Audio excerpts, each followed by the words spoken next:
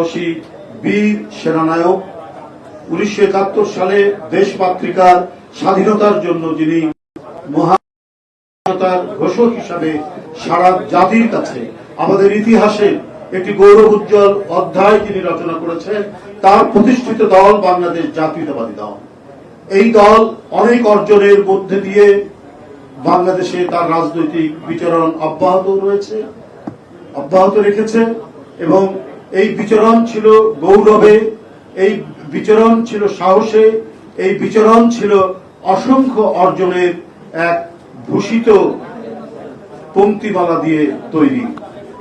বন্ধুরা আমার, বহুদলীয় গণতন্ত্র বাকশালের অন্ধকার অঞ্চল থেকে আলোকিত বহুদলীয় গণতন্ত্র পুনঃপ্রতিষ্ঠা, মানুষের বাক স্বাধীনতা, সংবাদপত্রের স্বাধীনতা, সংবাদপত্রের অবাধ চর্চা নিশ্চিত করেছিলেন সেই ব্যক্তিটি যার নাম জিয়াউর রহমান। বন্ধুরা আমার, জাতীয় আন্তর্জাতিক চক্রান্তে 1981 সালের 30 মে চট্টগ্রাম সার্কিট হাউসে তাকে নির্মমভাবে হত্যা করা হয়। তিনি আমার এই অল্প সময়ের মধ্যে মানুষকে দিয়েছিলেন তিনি নিরাপত্তা, মানুষকে দিয়েছিলেন তিনি স্বস্তি এবং তার বেঁচে থাকার নিশ্চয়তা, কিন্তু এটা সহ্য হয়নি চক্রান্তকারীদের, তাই তাকে হত্যা করা।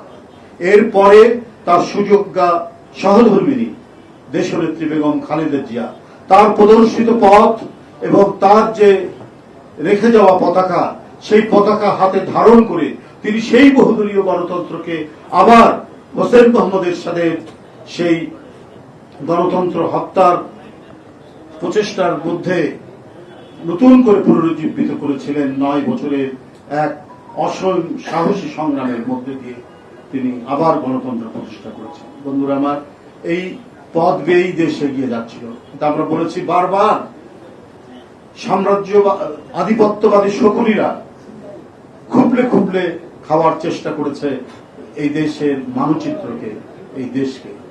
আবারও নানা ষড়যন্ত্রের অন্ধগলি দিয়ে 16 বছর সেই পতিত 75 সালের ভয়ঙ্কর আওয়ামী ফ্যাসিবাদ বাকশাল নতুন রূপে, নতুন আঙ্গিকে তারা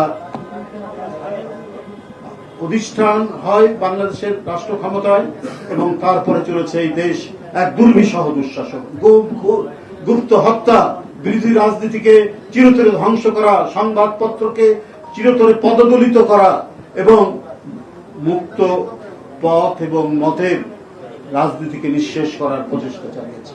এরপরে ছাত্র জনতার আন্দোলনের মধ্যে দিয়ে যে আন্দোলনের পটভূমি রচনা করেছিলেন, যে আন্দোলনকে সুসংগঠিত করেছেন, তাদেরই সুযোগ্য জ্যেষ্ঠ পুত্র বিএনপির ভারপ্রাপ্ত চেয়ারম্যান জনাব তারেক রহমান। আমাদের এখনো কাজ শেষ হয়ে যায়নি, গণতন্ত্র এখনো পুনরুদ্ধার হয়নি। আমাদের সেই গণতন্ত্রকে পুনরুদ্ধারের জন্য আরো আমাদেরকে হয়তো বিপদ সংকুল, এবং এই কারণে আমাদের দলের সকল পর্যায়ের নেতাকর্মী এবং জাতীয়তাবাদী শক্তি তারা প্রস্তুত। আমাদের অবাধ সুষ্ঠু নির্বাচন এখনো নিশ্চিত হয়নি।